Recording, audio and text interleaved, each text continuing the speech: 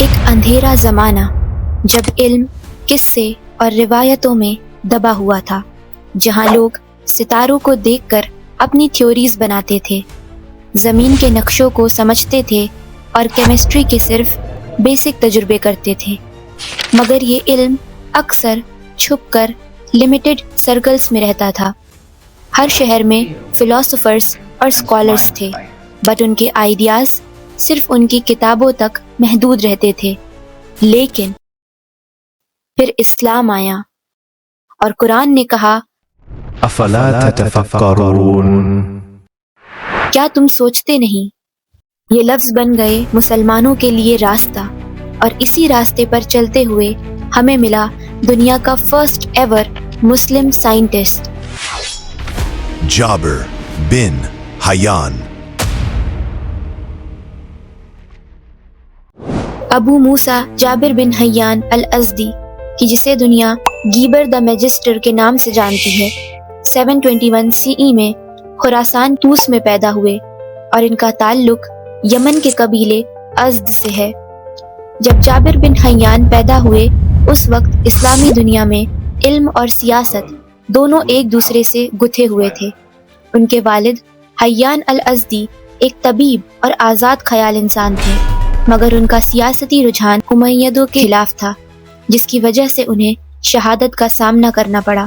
جابر بن حیان اس وقت بہت چھوٹے تھے، اور یہ سبق ان کی زندگی کے ہر قدم پہ ان کے ساتھ رہا کہ علم اور حق کی راہ آسان نہیں ہوتی۔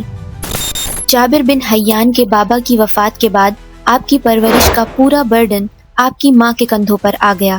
دن کچھ سال بعد آپ کی ماں نے آپ کو کوفہ بھیج دیا، اور یہاں پر آپ کی ملاقات ہوئی امام جعفر الصادق رضی اللہ عنہ سے۔ جابر بن حیان امام جعفر الصادق رضی اللہ عنہ کے اسٹوڈنٹ تھے۔ یہ وہی امام ہیں جن کے بارے میں شہرستانی اپنی کتاب الملال والنہال میں لکھتے ہیں، علم کی وہ گہرائی امام جعفر رضی اللہ عنہ کے پاس تھی جو کسی اور کے پاس نہ تھی۔ جابر بن حیان نے اپنے علم کا سفر امام جعفر الصادق رضی اللہ عنہ کے زیر سائے شروع کیا۔ امام جعفر رضی اللہ عنہ صرف ایک امام نہیں بلکہ ایک عظیم عالم اور مفکر بھی تھے۔ یہاں سے جابر بن حیان نے قرآنی فلسفے، علم العدد یعنی نیومیرولوجی، فلسفہ اور تجرباتی سائنس، ان سب کے بارے میں سیکھا۔ اس کے بعد جابر بن حیان نے یونانی اور ہندوستانی کتابوں کا بھی مطالعہ کیا، ان کا ترجمہ اور تجزیہ بھی کیا۔ جابر بن حیان نے اپنے استاد سے یہ سب کچھ صرف تھیوری میں نہیں سیکھا تھا بلکہ عمل اور تجربہ بھی حاصل کیا۔ اس لیے جابر بن حیان ہمیشہ کہا کرتے تھے، العلم بالعمل، علم بنا عمل بیکار ہے۔ جابر بن حیان نے ایسے وقت میں کیمیاتی تجربات سیکھے تھے جب علم کیمیا کو جادو کی ایک قسم سمجھا جاتا تھا۔ ایک بار کا واقعہ ہے جب جابر بن حیان نے اپنے آس پاس کے لوگوں کو سونا بنانے کے جنون میں مبتلا دیکھا، تو انہوں نے ان لوگوں سے متاثر ہو کر خود بھی سونا بنانے کے بارے میں سوچا، اور انہوں نے کیمیائی عمل سے سونا بنانے کی کوشش کی، مگر اس میں وہ ناکام رہے۔ لیکن اس ایکسپیریمنٹ کے بعد علم کیمیا میں ان کا انٹرسٹ اور زیادہ بڑھ گیا۔ جابر بن حیان وہ پہلے شخص ہیں جنہوں نے سب سے پہلے ڈسٹیلیشن کے پروسیس کے لیے ایک انسٹرومنٹل اپیریٹس تیار کیا، الانبیک، جسے آج الیمبک کے نام سے بھی جانا جاتا ہے، اور جو کہ آج بھی ماڈرن لیبز میں استعمال ہوتا ہے۔ جابر بن حیان نے اسی انسٹرومنٹ کو یوز کر کے ہمیں ایک ایسا کیمیکل کمپاؤنڈ دیا جو آج بھی لیبوریٹریز میں موجود ہے، اور یہ کیمیکل کمپاؤنڈ ہے نائٹرک ایسڈ، جو کہ جابر بن حیان نے اپنی لیب میں ایکسپیریمنٹس کرتے وقت اتفاق سے ڈسکور کیا تھا۔ کیمسٹری میں ان کا طریقہ اتنا ایڈوانس تھا کہ وہ آج کے سائنٹیفک میتھڈز کی بنیاد سمجھا جاتا ہے۔ جابر بن حیان نے پہلی دفعہ میٹلز کو کلاسیفائی کیا تھا، اسپرٹس یعنی ویپورائزیبل سبسٹینسز، میٹلز اور سٹونز میں۔ جس بیلنس تھیوری کی بات آج ہم کرتے ہیں اور اپنی ٹیکسٹ بکس میں پڑھتے بھی ہیں، وہ سب سے پہلے جابر بن حیان نے دی تھی۔ بیلنس تھیوری، جو کہ کہتی ہے کہ ہر کیمیکل ریاکشن ایک وزن اور مقدار کے حساب سے ہوتا ہے۔ جابر بن حیان نے واٹر پروف وارنش بھی انوینٹ کی تھی، جو رائٹنگز کو پریزرو کرنے میں استعمال کی جاتی تھیں۔ یہی وہ سب سے پہلے شخص تھے جنہوں نے لیدر ڈائی اور ہیئر ڈائی کرنے کا سب سے پہلے طریقہ بتایا۔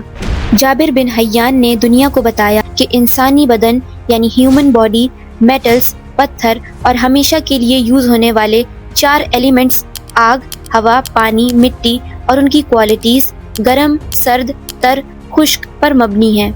انہوں نے اس کو علم المیزان کا نام دیا اور یہی ان کی فلسفی کی بنیاد بھی تھی۔ جابر بن حیان نے میٹلز کو ریفائن کر کے صاف کرنے اور الوائز بنانے کے طریقے بھی بتائے۔ جابر بن حیان نے دنیا کو ڈسٹلیشن، سبلیمیشن، کرسٹلائزیشن، فلٹریشن، کیلسینیشن، ایواپوریشن اور سلیوشن کے میتھڈز انوینٹ کر کے دیے، جو کہ واقعی ان کی سب سے بڑی ڈسکوری تھی۔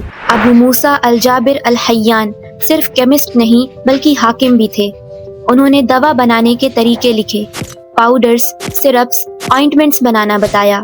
جابر بن حیان نے نمبرز اور پروپورشنز کے بارے میں تھیوریز لکھی، نیومرولوجی اور سمبولک میتھمیٹکس کا ذکر کیا، دوا اور کیمیکلز کے پروپورشنز نکالنے کے لیے میتھمیٹیکل فارمولاز دیے، ایسٹرونومی اور ایسٹرولوجیکل انفلوئنسز کے بارے میں بھی لکھا۔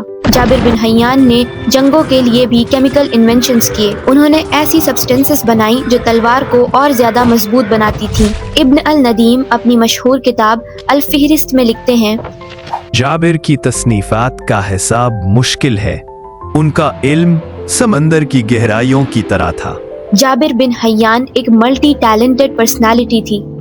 انہوں نے 500 سے زیادہ بکس کیمسٹری اور الکیمی پر لکھی، 1000 سے زیادہ کتابیں فلسفی اور حکمت پر لکھی اور فارمیسی پر ان کی لکھی ہوئی 300 سے بھی زیادہ رسالے موجود ہیں، جیسے کہ کتاب الرحمہ الکبیر، کتاب الکیمیہ، کتاب السابعین اور کتاب الخمسومیہ۔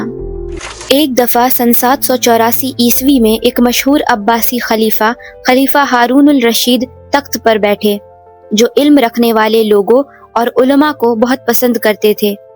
جب انہوں نے جابر بن حیان کے بارے میں سنا تو انہیں اپنے پاس بغداد بلا لیا، لیکن اس ٹائم پر خلیفہ کے سب سے چہیتے وزیر یحییٰ کی بیوی کی طبیعت بہت خراب ہو گئی، جس سے یحییٰ کافی مایوس ہو گئے۔